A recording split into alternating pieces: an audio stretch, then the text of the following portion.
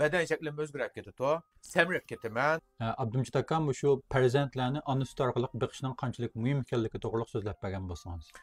Bo'ladi, ukam. Buni ana sütününki nihoyatda bak foydali, uzuqliq qimmatining nihoyat yuqori ekanligini bu yerda so'zlab o'ltimasaqmi, inson degan bir odamning hammasi ana sütü bilan beqilgan farzandlarningki nihoyat sog'lom, sifatli, aqlli cho'ng'itganligini hammadan biladi. Endi biz nima uchun bu ayollarimiz, bu yangidan tug'utib qo'ygan onalarimiz nima uchun bu farzandlarimizda ana sütini beqishdan ko'p tezroq ayirib o'tishni xohlaydi degan chog'da bular badan shaklimi o'zgarib ketadi, semirib ketaman, sochlarimga tushib ketadi, tiz qarib ketaman, sochimga yuzimga quruq tushib ketadi deb shu bolaninki ilishga tegishlik shu sut uzuqligini muddatdan beri to'xtatib qo'ydi.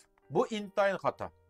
Amaliyotda shu sutni qancha burun to'xtatib olsak, ana sütünü bu balalarımızı berishdan mahrum qolgan chig'imizda birinchidan ayollarimizda sut bezi o'sikisi paydo bo'ldi. Bu keyin taraqqisining butta sut bezi rakiga o'zgaraydi.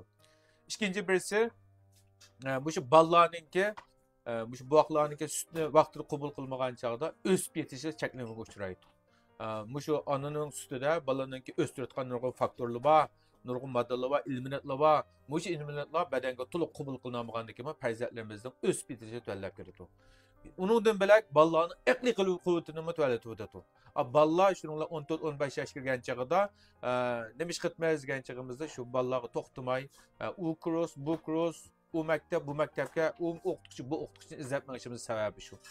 Ota-onasi yaxshi emgan, anama sutini joyida bergan bunda farzandlarimizga odatda maktabda o'qigan chog'ida aqliy quvvati alohida yuqori bo'ladi. Shu amalning yo'qligidan hamda yo kasal sababidan yoki bo'lmasa aytgan majburiy bolalarningki ana sutidan mahrum qolgan bo'lsa, bolalar yosh yo'g'ongansa aqliy quvvatininki ana suti bilan beqilgan bolalarga qaragan chog'da aqliy quvvat, jismoniy jihatda boshqa bolalarga qaragan chog'da tuvan ekanligini tabiiy holda his qilib qolgan gap. Shunga bir obdan chiqib turgan bu sutni şu ayollarimiz nima ish qilgan desa yo'g'on chechini akilib, bak ko'kragiga amchakka yo'gab, ima deyotgan, shuni bilan bola qo'pab buni ammagan, balani dadasiga esa ayni bola amgilo nimada deb balani qo'qitib bunda oyatga ahvollar bak ko'p.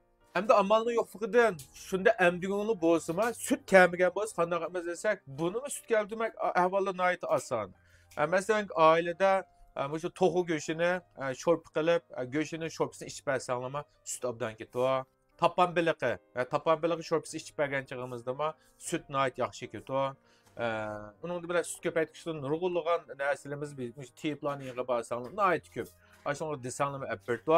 Uningdan bilak shu sutninki chinqilib chiqolmay qolgan chog'ida shuni ulayotgan maxsus pallilni ulab sutni etildirib chiqib berayotgan nurg'unlagan dastkor ustozlarimiz bu.